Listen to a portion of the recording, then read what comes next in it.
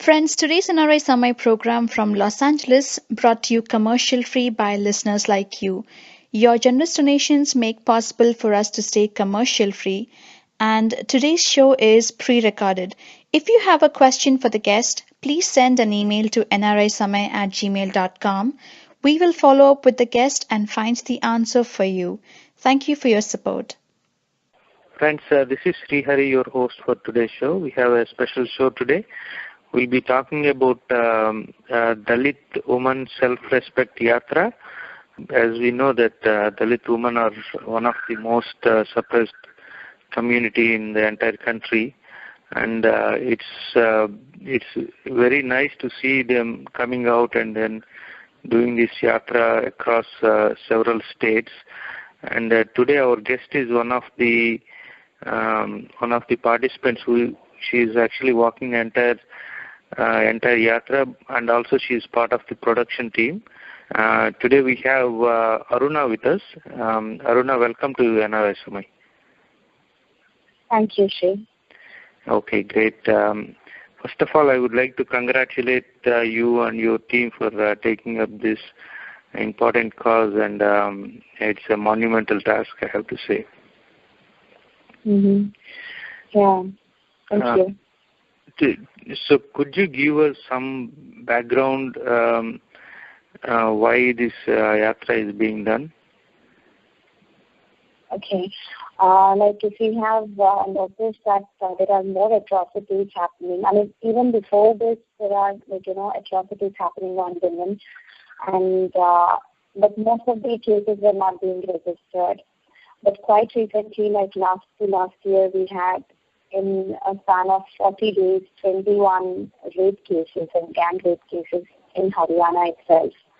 And then we had few of them which have come up, registered and then made some kind of media, got some kind of media attention in Bhihar, Orissa, if we say Kerala, and, a lot of other cases in South.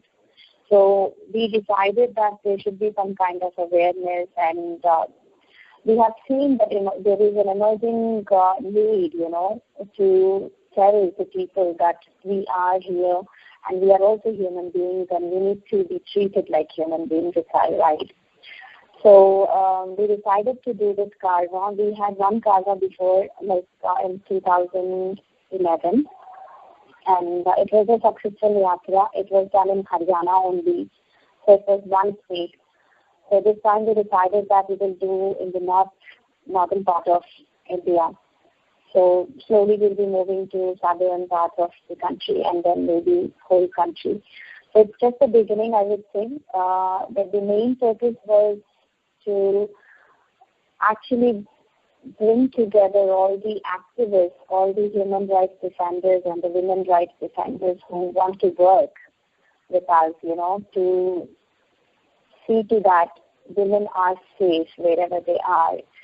And when we went to this Haryana, because we are starting from Haryana, we did it last 5 days. We were in Haryana, districts like Kurukshetra, Panipat, Jind, where there were, majority of cases which came up in the recent days. And then we could see that victims themselves have come up to become, defenders, like Dalit human rights defenders, and they walked with us along. And then we felt that as a national team, if we go ahead and then, talk to them, bring them together, we will be making a good team, which can bring in a small difference that will bring a big difference in the society. I see. And we understand that the atrocities on women are happening across India and across communities, right? So can you elaborate on why Dalit women are more suppressed than the other communities? Yeah, this is my perspective and my observation that I'm giving. In most of the cases, what we have noticed is these women who are being suppressed. It's not surprising, but then it is a fact because a lot of cases have been women. And if we women in the sense Dalit women. And if we analyze, it's like the other women, they have land and they have access to education. And when we come back to the Dalit women, they don't have land, they need to work for somebody else. And they don't have proper resources as well, like, for education, to access some basic levels of education, let's say even primary education or higher secondary education, they need to travel long distance to go to the school because they don't have a school in their basti, like, in their villages. So they are more vulnerable to be attacked by these, upper caste men who actually feel, it's a feeling that they have that these people are available for us and, they are made for that. I have seen Jat people talking, like if you don't, sleep with the Dalit women, you will never be called a Jat. Just imagine, these are the things that they say about Dalit women.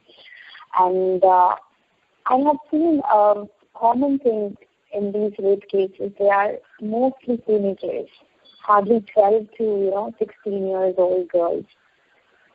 And most of them have been, on the way to the school or when they're coming back from the school. It's like people are not ready to accept the progressing community, which was once upon a time slaves under them. So they are being attacked for being open, vocal, and then, trying to be, let's say, progressive in their attitude or in their behavior or in their developmental aspects. I see. And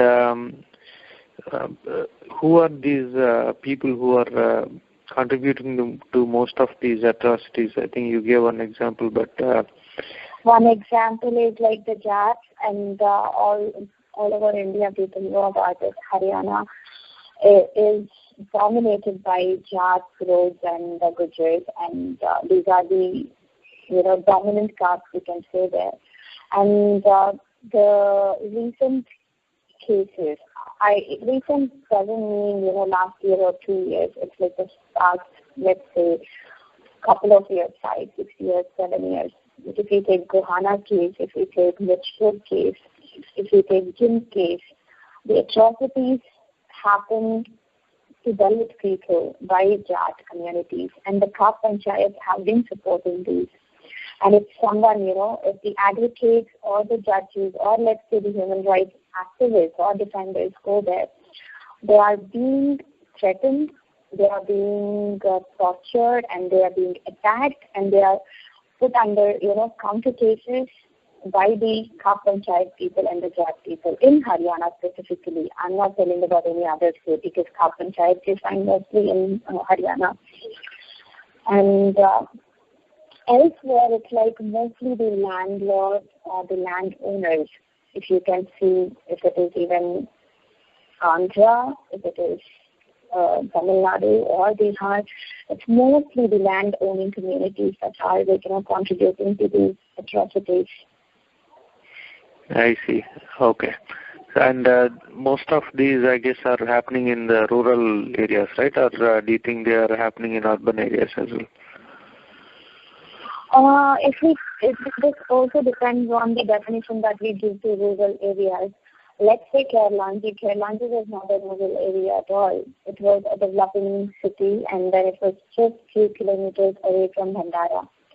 And Bhandara happens to be the place where a lot of Dalit people have come out. They have emerged out to be leaders, and they are in good positions. So it's a well-developed, city, I can say. But still, you have seen these atrocities happening there. And if you take Jind in Haryana, or if you take, Kandhamal in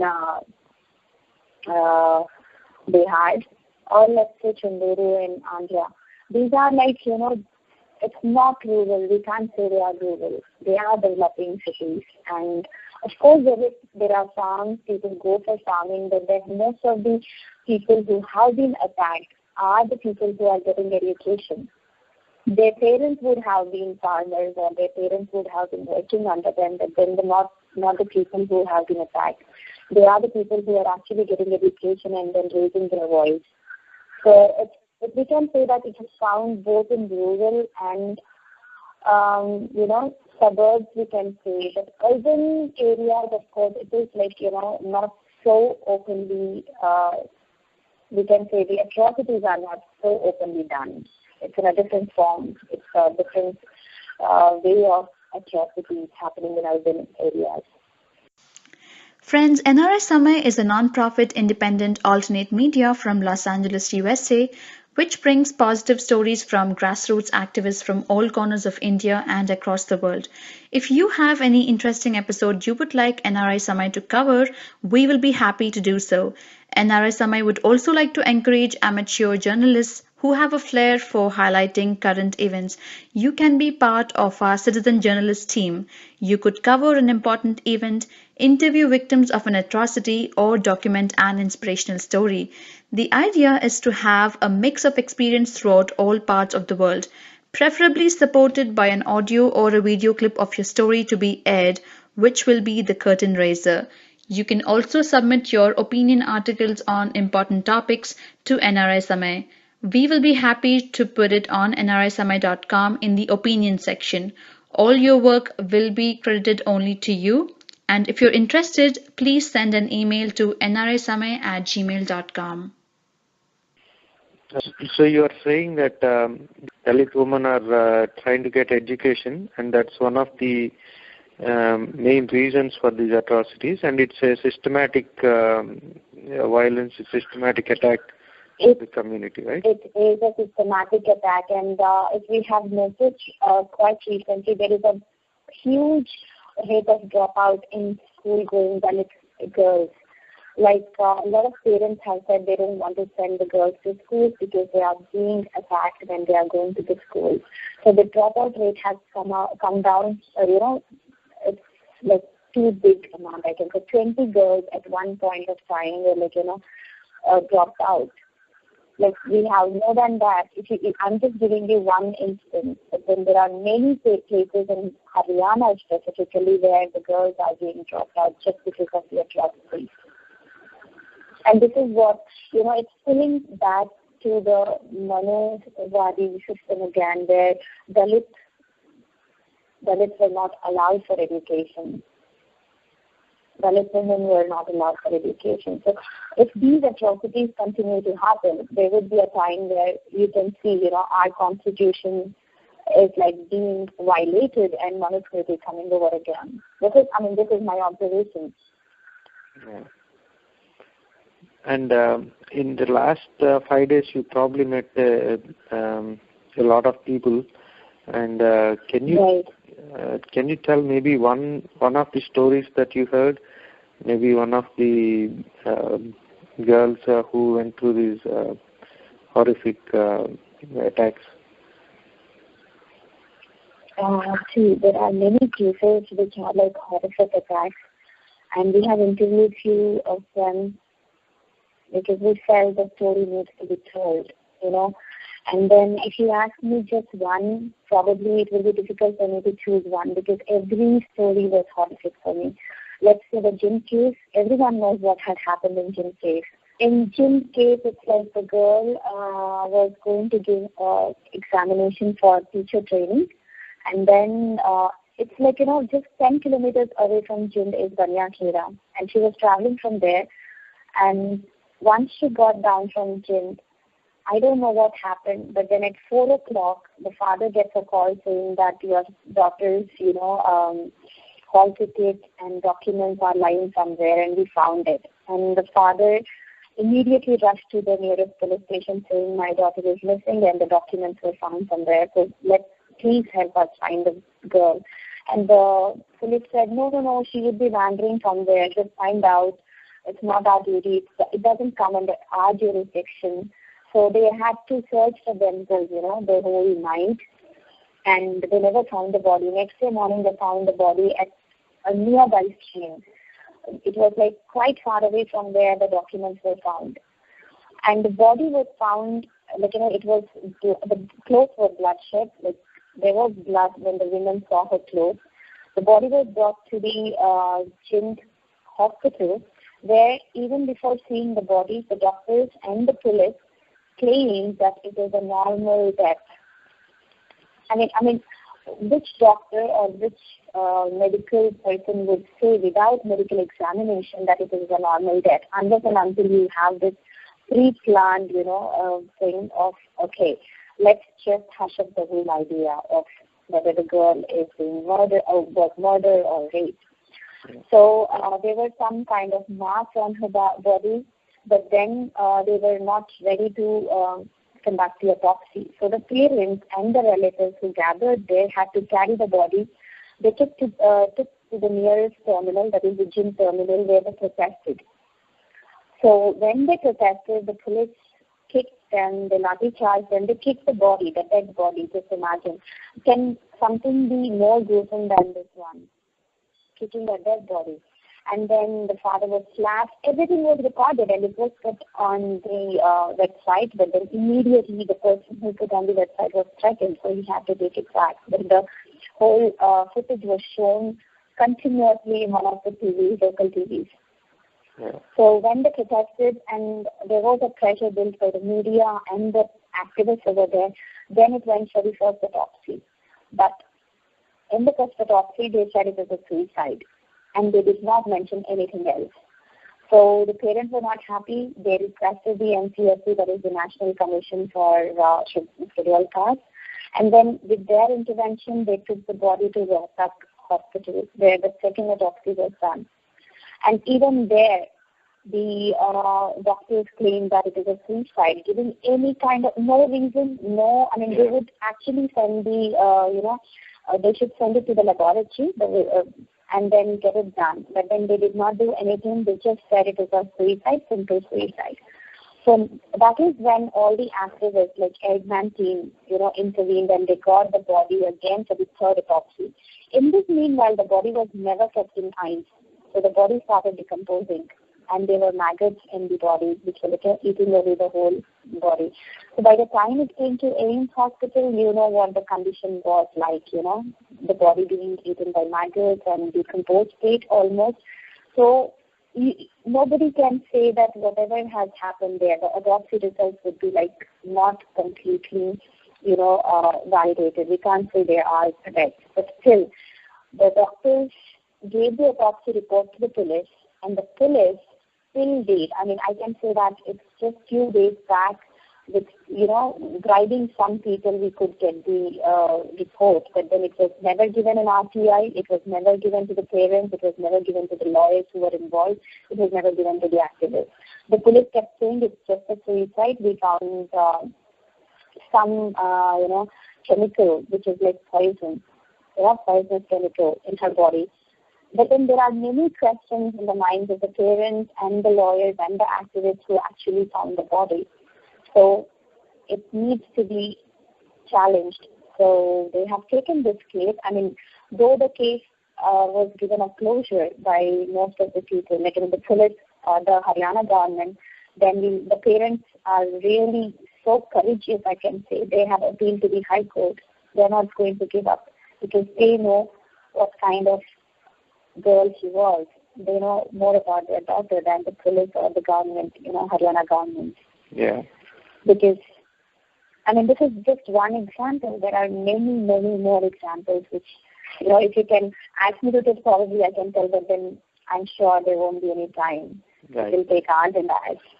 Yeah, I just want to, when we talk about the atrocities, I just want our listeners to understand what is that systematic atrocities we are talking about. So I think this gives an idea on what is the issue that we are trying to deal with. Then, so could you tell us about the Yatra itself? What is you said you started at Kurukshetra and you completed in Haryana. So what are the next steps as far as the Yatra is concerned? The next steps are like we will be traveling to Bihar, as I said, and after we have traveled all the places and met the victims and then met the DCs, one of the main things in this karma is to meet the DC and to pressurize them to look into these issues and see to that kind of, I wouldn't say they would just act upon it because I haven't seen them acting upon it. I have seen the DCs giving statements like, we are not God, we can't do everything. We are just trying. And I know the word trying doesn't really make sense because as an NLP trainer, I would never believe people who say trying, If I'm doing something, I just say I'm doing. Why did I say trying? So I was just going through the behavioral patterns of these DCs who would say we are trying our best, whereas they are not actually trying it. So we are putting pressure and we are giving memorandums in order to, awaken them up from their, dormitory state, which is like they are not acting upon. So this karma is mainly to, push them to do something for these kind of cases, because most of the cases are being suppressed at at FIR level, or let's say at the investigation level or at the hearing level. But the conviction rate is very less. So in order to awaken the system completely, we need to do some kind of, this yatra, I'm sure, is going to raise some questions and, bring some people at least a kind of awareness that, okay, this is what is happening and we really need to fight. And this is what had happened in Haryana.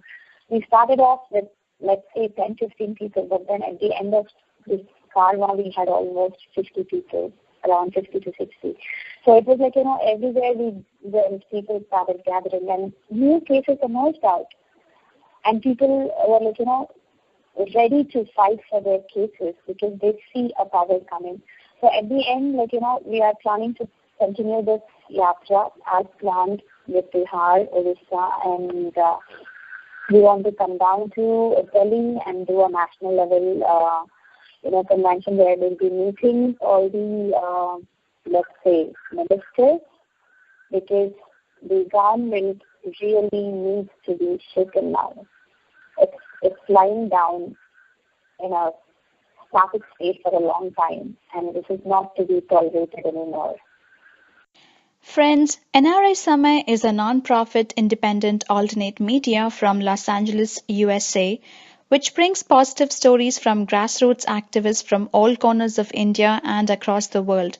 Among others, we focus on stories of need for equality, inspiration, environment, health, and politics.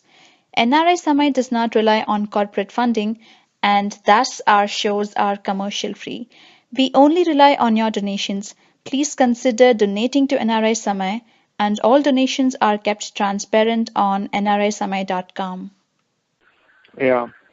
So your the Karva is mainly awareness campaign, right? Or is there specific specific thing that you want to accomplish? Like, for example, in the anti-corruption movement, they are asking for General Lokpal bill and so forth. So, do you have anything more concrete, or is it more awareness and?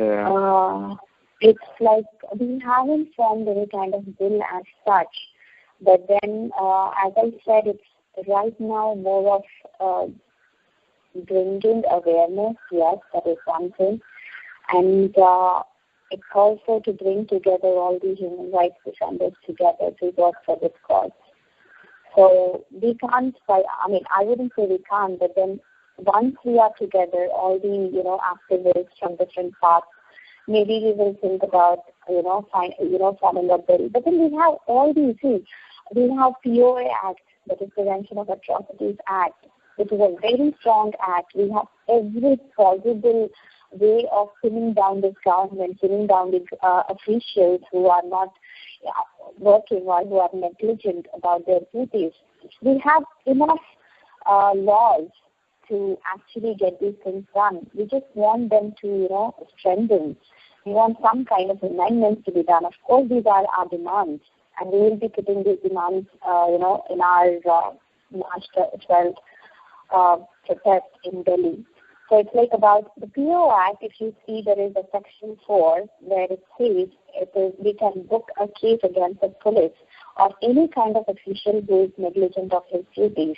Okay, but then how many cases are being registered under this section? Yeah, hardly any, because the people who are registering these cases, they are being tortured threatened every time, even by the police, by the perpetrators, and to go against the police itself is again a threat for them, because they know just going against these, hooligans itself is a big threat for them.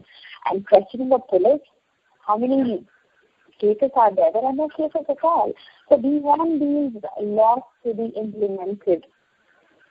We want these laws to be implemented, and yes, something has to be done. And we are not wanting to create any kind of new bill. We want this PO Act to be implemented in a proper way. All the acts, all the. I remember I went to my. We took one tribal girl to the police station at around 1:00 at night, to register a case, and the person was like, we can't register the FIR. We questioned him. See, I know what PO Act is, because I have gone through training about PO Act, but not all students are aware of it. So they were like, sir, please, can you register? And I questioned the person, saying that PO Act says that whenever a woman approaches you and, seeks for the assistance, or let's say she asks you to register a complaint or FIR, you're supposed to do it there and then. And you're supposed to call the office in charge, SP or whoever the office in charge is, the police station, SHO, we say, station house officer, to come there and immediately act upon the case. But then they did not register the case till morning. We had to wait there. Though we know few things, still we are not able to pressurize the government. So we really need a strong, a body which knows the act properly, the sections properly, so that we can, really get it done. So the main thing is to get the PO Act to be implemented properly and to be aware of the PO Act. Yeah, I mean, right now you're reaching out to a lot of activists, but to reach to to actually the Dalits who are in the most rural areas, and I don't think they're on Facebook and all. People who are in they are not. Many of the cases that I have undergone, gone through, they are not on Facebook. They are just contacting us through, phone. What I mean is, how do you even reach to them and send this message that there are some laws which can protect you, and this is how you do it? Right. So, yeah, that's a good question, actually. So this is where the actual Kalwa starts, because we are going to small villages. We are, I wouldn't say just in a few hours span we will be able to tell them what PO Act is or bring awareness about the whole thing. But then we are creating these human rights defenders, the women rights defenders, who would actually go, are working at ground level. We have Manisha Devi, who is on Facebook. She's, state coordinator for AIDMAN. She got from Haryana. She, along with her team members, who are all young girls. I mean, I can say they are hardly in the early 20s or, late teens. So they are willing to work. And through this Karwa, we are bringing them together. We are, educating them. And then we believe that they will go back and then they will do for this, they go into the rural areas. We also do. We have camps, we have projects in between. So this is how we are bringing awareness. We have a lot of awareness campaigns happening. So this is like creating those, leaders. It's not like 8-man team can go all the time, right? 5 people cannot go to all the places and do this. Right. So 8-man team is expanding at every state. We have state coordinators, team we can say, who are working together there in that area. So this Karwa is again to say that, okay, we have the energy, we are all together, and we are going to work together towards this awareness and towards our, upliftment. Yeah, and I know the police, the PO Act is powerful, you mentioned, and that if proper education is done, I think that will address a lot of issues. But on the other side, people who are committing these atrocities, I think some kind of education they also need, right? Some kind of, that it's not acceptable. Somebody needs to tell them that from a social side, they need to know that there is justice in the system, there is equality, and it's not just about the police cases, but some people needs to change. Their mindset needs to change, I think. Yeah. Mindset is something that has to be changed. And I still wonder, because for the last millenniums, like 3,000 years, the mindset has been created in such a way that, okay, you are, much better than the others, you are upper caste, you are lower caste. And then coming from a background of NLP, okay, I have been telling more of NLP, it's neuro-linguistic programming, which studies about how mind works and how people create their patterns. So patterns are something which you need to really be aware of in order to change them, right? So if you are not aware of the patterns, you can't really change them. So what I'm trying to say here is these patterns have come for a long time, and they are deep-rooted in this whole system. And to break these patterns, it cannot happen in a day or two. So it's a slow process, and we are finding hope in these karmas, and we are finding hope in some of the cases where the conviction rate has happened. Apart from that, changing the mindset of the perpetrators is something that I think personally the government has to take care of, which the government is failing. And we can form many kinds of campaigns, awareness campaigns, whatever, but then it has to come from the center. Yeah. I believe that it has to come from the center, where they would say that, okay, we believe in equality, and whoever commits this, atrocity will be punished, whether he comes from any kind of family. And actually, they should show up that the conviction rate is more. They know that, there is no conviction happening, and that is why they are actually, committing these crimes. They know the protection is there from the government. They know that the center is not going to do any harm to them, and that is bringing more power to them. So once the center stops that particular support, once the government, the state government stops supporting that kind of thing, and the conviction rate is more, and then they see that, okay, now that we don't have the power, see, it's all power, it's all power. Right. And because of the power, people try to commit crimes. These kind of crimes, at least. But even the governments are also mostly the same people, right? A lot of these same people. So it's not very easy to say the government is going to make these laws stricter, or, they'll take care of these people, because they are the government in most of the cases.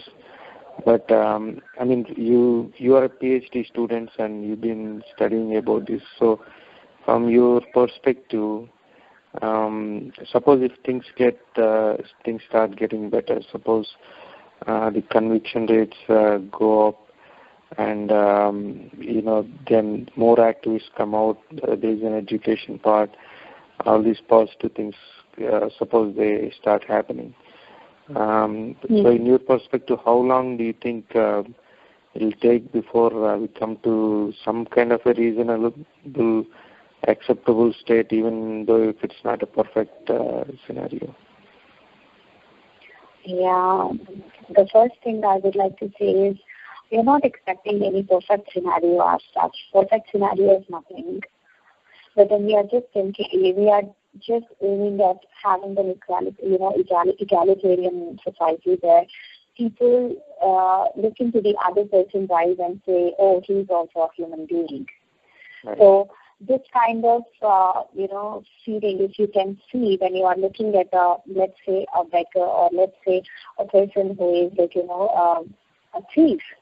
Because you need to understand that every person is a human being, and he needs the same kind of care, same kind of love, or same kind of affection.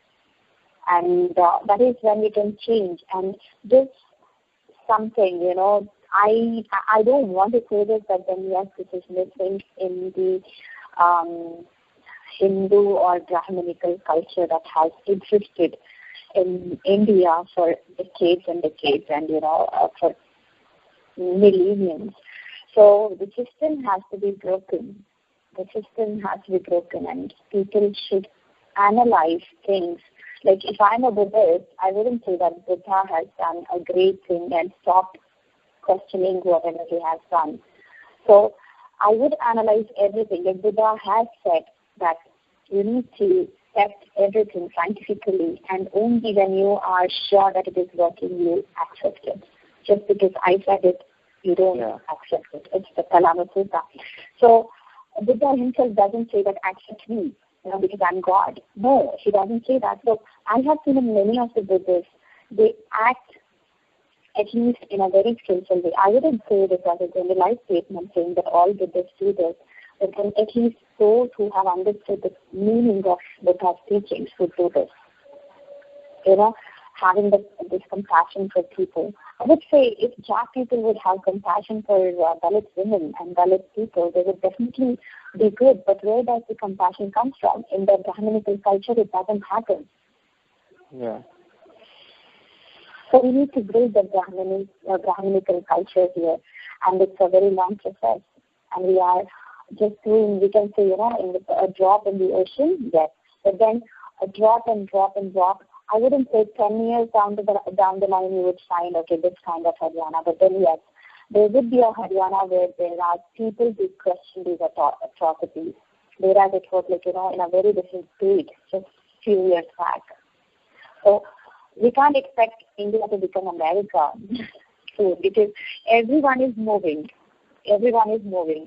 So in this moment, we need to really see how far have we come in our own perspective rather than comparing anybody else. So I would see that few years back, before Baba had, really struggled for this empowerment that we are facing today, whatever, it was a different culture altogether.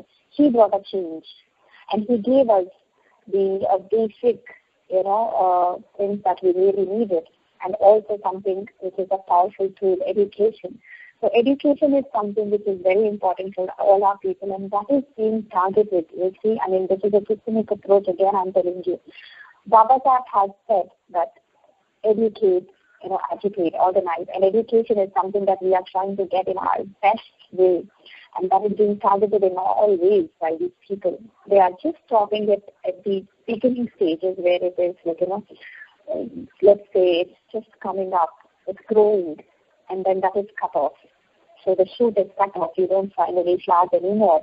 But then we are trying to say that, yes, we will still get education. So we want the government to set up hospitals. We want the government to set up schools in all the small villages where the girls are safe. They don't need to travel for longer distance to get that minimum basic education, even to face the society.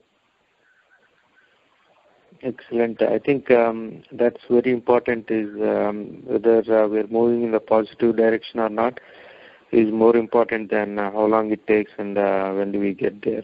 Obviously, things need to change fast, and they need to change starting from now. But as you said, this should continue. The education should continue, and this process should continue. So with that, I think we're at the towards the close of the show. Is there anything that I haven't asked you and you want to add? Is there any message you want to tell our listeners? No, I don't know if I have any message, but then, I'm really happy for the support that you have given us, and we might be only 60 people today, but then we are definitely not going to give up anything. We are going to fight, and we are going to bring in more people. And then I'm sure we have all the support and solidarity from all over the country and abroad. I have seen people retweeting, and they have been posting, and they have been supporting us with their calls, and so we are happy for that, and hope that we will work together, because see, we are all having a common goal. Whether we have chosen the path correctly or not, the final goal is uplifting each and every person of the Dalit community to such a stage that they feel empowered. They feel that they are also being treated as human beings. And this is something which we are all struggling for.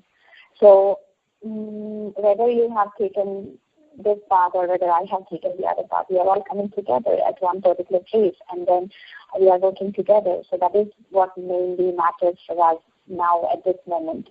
So thank you for being there, and thank you to all the listeners. You are welcome, and I hope you have a very good rest of the Yatra, and I hope whatever you are fighting for, you guys will achieve, and you will achieve them very fast. Thank you very much again. Thank you, Shirley. Have a good day. Bye. Bye. You too. Thank you. Friends, if you liked today's show, please go to youtube.com/NRI Samay and click on the subscribe button. You will get notified every time we publish a new show. And you can also like us on our social media sites like Facebook, Twitter, and Google+.